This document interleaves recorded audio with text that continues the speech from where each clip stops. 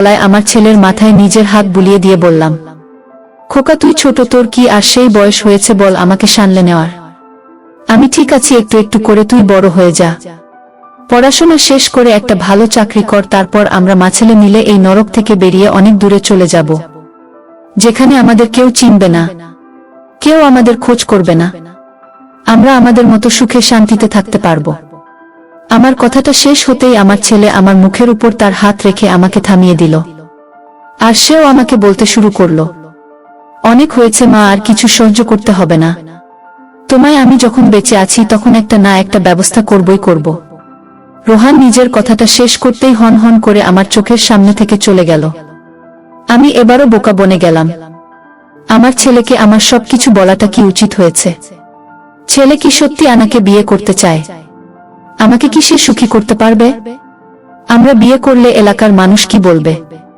এবার কেন যেন আমার ভীষণ চিন্তা হতে লাগলো নিজের ছেলের জন্য। আমার ছেলে হয়েছে একদম আমার মতো, একটু বেশি মাথা গরম, একবার যেটা করবে বলে ফেলে সেটা করার পর সে দম নেই। আমি আর কি করব, মাথা ভর্তি একগাদা চিন্তা নিয়ে দিন কাটালাম। বিকেলের দিকে অর্থাৎ সন্ধ্যার আগ মুহূর্তে রোহান বাড়ি ফিরল। রোহানের হাতে আছে একটা প্যাকেট। রোহান আমার সামনে এসে দাঁড়াতেই আমাকে উদ্দেশ্য করে বলে উঠল, মা সেই কখন থেকে তোমাকে ডেকে চলেছি, কোনো সাড়া শব্দ নেই কেন তোমার? আমি রোহানের হাতের দিকে দৃষ্টিপাত করতেই খানিক অবাক হয়ে গেলাম।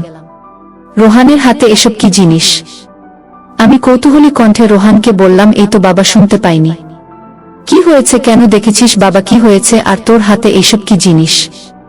আমার ছেলে আমার প্রশ্নের বিপরীতে খুশিতে গদগদ হয়ে গিয়ে আমাকে বলল, এই দেখো তোমার জন্য এটা নিয়ে এসেছি, তোমার খুব পছন্দ হবে, একবার পড়ে নাও। আমি আমার ছেলের মুখ থেকে এমন কথা শোনার জন্য মোটেও প্রস্তুত ছিলাম না। আমি অবাক হয়ে গেলাম ভীষণ। আমার ছেলে কোথায় স্কুলে না গিয়ে কিনা আমার জন্য এসব নিয়ে এসেছে। আমি খানিক অভিমানী কণ্ঠে রোহানকে উদ্দেশ্য করে বললাম, তুই স্কুলে না গিয়ে কোথায় ছিলি আজ সারাদিন? আমার ছেলে আমার প্রশ্নের জবাবে বলল, মা আমি একটা চাকরি নিয়েছি, আজ থেকে আমি আর পড়াশোনা করব না, চাকরি করব। আমি এবার একটু অবাক হয়ে গিয়ে আমার ছেলেকে উদ্দেশ্য করে ভীষণ শক্ত গলায় বললাম, কি সব বলছিস, পাগল হয়ে গেছিস নাকি? তুই পড়াশোনা করবেই, আমি আর কোনো কথা শুনতে চাই না। রোহান এবার আমার উপর অভিমান করে বলল, মা আমি পড়াশোনা করে কি করব? আমি চাই সুখে থাকতে, আর সুখে থাকার জন্য পড়াশোনা করতে হয় না। আমি বললাম, সুখে থাকার জন্য চাকরিও করতে হয় না। তোর বাবার এত সম্পত্তি আছে, এসব কি কাজে লাগবে? হুম। আমার ছেলে এবার একটু খুশি হলো আর আমাকে বলল, মা তবুও তো আমি কষ্ট করে তোমার জন্য নিয়ে এসেছি, তুমি যদি এটা পড়ো তবে আমার মনটা শান্তি পাবো। আমার এই সামান্যতম উপহারটা পড়বে তুমি? আমি আর কিছু বললাম না, শুধু মুচকি হাসি দিয়ে আমার ছেলের হাত থেকে প্যাকেটটা নিয়ে গেলাম। আমার ছেলে আমার জন্য একটা পাতলা লিলেনের জামা নিয়ে এসেছে। আমি জামাটা পরে আমার ছেলেকে দেখাতে ওর সামনে আসতেই আমার ছেলের চোখ জুড়িয়ে ছানাবড়া হয়ে গেল। সে আমার দিকে ছানাবড়া চোখ নিয়ে আমার দিকে তাকিয়ে আমাকে বলল, মা তোমাকে তো সেই সুন্দরী লাগছে, মনে হচ্ছে কোনো পরী এসেছে আমার সামনে। একদম একটা পরীর থেকে কোনো অংশে কম লাগছে না মা তোমায়। আমি আমার ছেলের এমন কথা শোনার পর খানিক লজ্জা পেয়ে গেলাম। আমি লজ্জায় লাল হয়ে গিয়ে রোহানকে বললাম, তুই কি আমাকে লজ্জা দিয়ে কি মজা পাস, যা ফাজিল ছেলে। আমার ছেলে আমার দিকে খানিক এগিয়ে এসে আমাকে বলল, তুমি লজ্জা পেলে হবে বা তোমাকে আমার আপন করে নিব। মা তুমি আসলেই অনেক সুন্দরী মা, আমি যেন তোমার ওই চোখে হারিয়ে যাচ্ছি, তোমার রূপে হাবু ডুবু খাচ্ছি। আজ আমি রোহানের কথাটা শুনে আমার মাথাটা ঘুরে গেল। রোহান এসব কি কথা বলছে? তার চোখের দিকে তাকিয়ে আমি নিশ্চিত হয়ে গেলাম যে সে যা বলছে সব মন থেকে বলছে। তবে কি আমি যেটা ভাবছি সেটাই হতে চলেছে? আনাকে কি সত্যি বিয়ে করতে চায়? রোহান আমার দিকে এগিয়ে এসে আমার চোখের সামনে দাঁড়ালো। আমি লক্ষ্য করলাম রোহানের সামনের দিকটা কেমন যেন উঁচু হয়ে আছে। আমি রোহানকে দেখি এবার নিজের পুকুরে পানি ছেড়ে দিলাম। কেন ছাড়লাম জানি না। আমাকে বলল, মা আমি আজ তোমার থেকে একটা জিনিস আবদার করব। আমার আবদার কি তুমি রাখবে? আমি রোহানকে কিছু বলতে পারছি না, শুধু মাথাটা হ্যাঁসূচক নাড়ালাম। রোহান আমাকে বলল, মা আমি তোমার সাথে কাজ করতে চাই। আমাকে কি কাজ করতে দিবে তুমি? আমি এই কথাটা শোনার পর রেগে গেলাম। ছেলে আমার পাগল হয়ে গেছে সেটা আর বুঝতে বাকি থাকলো না। আমার এইটুকু বয়সে এসে কাজ করতে চাইছে। আমি রোহানকে ধমক দিয়ে বললাম, পাগল হয়ে গেছিস নাকি খোকা? কি সব বলছিস? তুই কাজ করবি মানে? রোহান, আমি তোকে সরাসরি বলে দিচ্ছি ওসব কথা আর কখনো মুখে আনবে না। রোহান অভিমানী কণ্ঠে এবার আমাকে বলল, কেন মা, আমি ছোট দেখে কাজ করতে পারব না বললে? জানো আমি রোজ কত কাজ করি নিজের হাত দিয়ে, তোমার কথা ভেবে ভেবে আমি কাজ করি। নিজের রুমে আমার ভিতর এক অদ্ভুত শক্তি চলে আসে।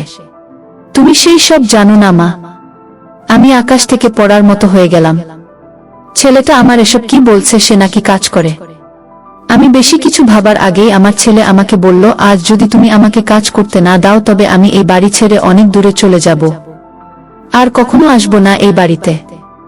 ছেলের এমন কথা শোনার পর আমি আর নিজেকে ধরে রাখতে পারলাম না। আমি আমার ছেলেকে বললাম, আমি নিজে থেকেই তোকে আজ এই কথাটা বলতাম খোকা।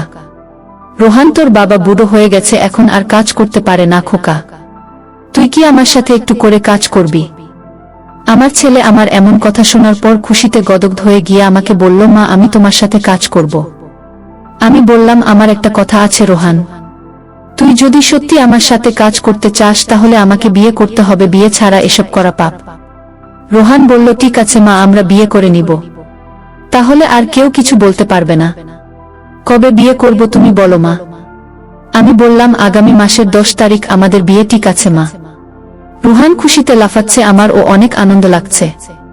রুহান আমাকে জড়িয়ে ধরছে, কুলে নিচ্ছে আর আলছে, এখন থেকে তুমি আমার বউ। রোহান আমাকে বলছে, মা 10 তারিখ তো অনেক দেরি আছে, আমি এতদিন থাকতে পারবো না। তাহলে কি করবি? মা একবার কাজ করতে চাই। আমি বললাম, না রোহান, এখন পাপ হবে, বিয়ের পর যা ইচ্ছা করবে তখন আমি তোমার বউ হয়ে যাব। কিন্তু রোহান আমাকে বারবার রিকোয়েস্ট করতেছে, প্লিজ প্লিজ মা, শুধু একবার করব। এরপর আমি বললাম, ঠিক আছে তাহলে শুধু একবার পড়তে পারো, আসো। রোহান খুশিতে আত্মহারা, মা তোমার পানি আমাকে আগে একটু খেতে দাও। আমি আর অপেক্ষা করলাম না। আমার আদরে ছেলেটাকে আমি আমার সব পানি তাকে দিয়ে দিলাম আর বললাম, খা বাবা। পানি খেয়ে কাজ করতে শুরু করে দিল। এখন আমি আর আমার ছেলে খুব খুশি। 10 তারিখ আমাদের বিয়ে হলো। আমাদের জীবন থেকে সেই বুড়ো লোকটা যেন হারিয়ে গেল। এখন থেকে আমাকে আর রোজ কান্না করতে হয় না। আমাদের মা ছেলের সুখের দিন শুরু হলো। বন্ধুরা, কেমন লাগলো আমাদের মা ছেলের ভিডিওটি কমেন্ট করে